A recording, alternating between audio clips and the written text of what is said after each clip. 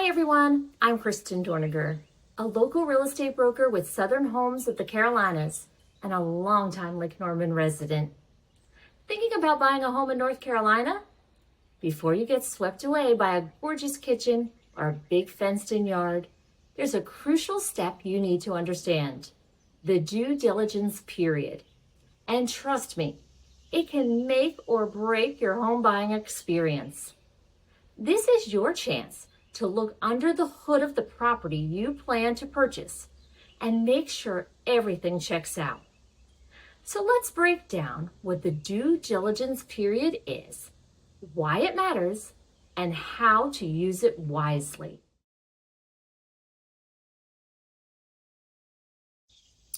So what exactly is the due diligence period? In North Carolina, this is a negotiated period of time, typically anywhere from 10 to 30 days, where you, the buyer, have the opportunity to do your homework on the property. You can schedule inspections, review documents, ask for repairs, secure your financing, and most importantly, decide whether this is truly the home you want to buy. And here's the key: you can back out for any reason or no reason at all during this window and still get your earnest money deposit back. Now let's talk about the due diligence fee, because this part often confuses buyers.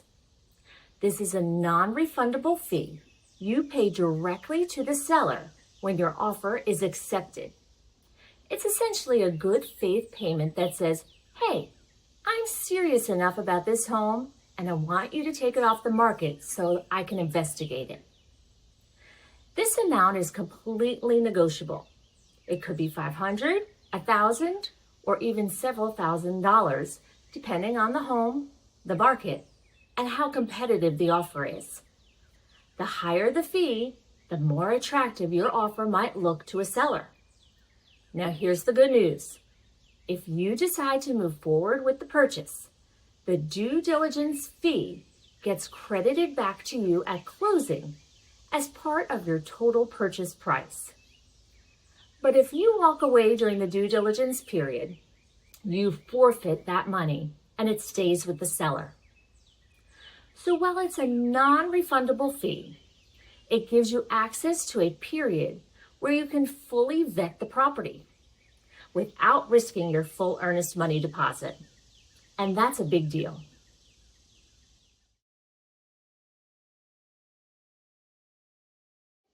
This is where the real work and protection happens. Use this time to uncover any red flags. Here's what should be at the top of your list. Hire a licensed NC home inspector to evaluate the roof, foundation, plumbing, electrical, HVAC, attic, crawl space, everything. It's a good idea to be there for the inspection so you can ask questions in real time. And even new construction can have issues. Get a termite and pest inspection. Wood-destroying insects like termites and carpenter bees can cause major structural damage. A pest control company can tell you if there's an active infestation or previous damage that needs to be repaired. Get a survey. A survey shows property boundaries, sheds, fences, easements, encroachments. Imagine buying a home thinking you have a half acre to only find out that your shed is on your neighbor's land. Yep, it happens. Well and septic inspections are important if your home isn't on city water or sewer. Have both systems inspected. You'll want to confirm the well has good pressure and clean water, and that the septic system is functioning and rated for the number of bedrooms in the home. Radon and mold testing. North Carolina homes can have radon, which is a radioactive gas, and mold can form from moisture issues. A small test now can save you a huge headache and health risk later. And don't forget, you can have specialists follow up on any of your concerns. This can help you to have a deeper dive and give you the answers you're looking for.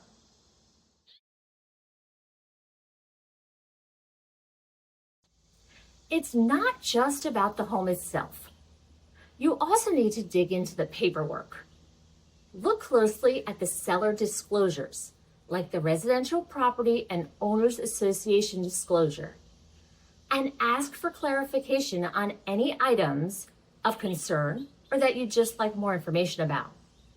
Review HOA documents like CC&Rs, because if you're planning on renting out the home, adding a pool, these are all things that can be limited by rules in your community. So read the fine print. Use FEMA.gov to check if the home is in a flood zone and if flood insurance is required. If the home is on a private road, confirm there's a written road maintenance agreement. If not, that road could be your responsibility and a resale challenge down the road. Find out about zoning and nearby land uses. Are you near an airport, highway, industrial zone? Visit the property at different times of the day.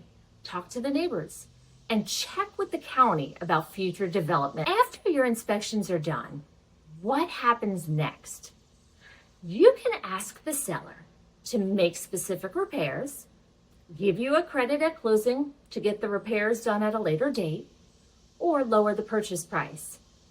Be detailed, specify what work you want done and by whom, and request receipts. And yes, you can schedule a re-inspection to confirm that the work was done correctly. Many home inspectors offer this for a small fee. Don't assume anything when you're looking into a home. Verify. Here's the most important key takeaway. Time is of the essence.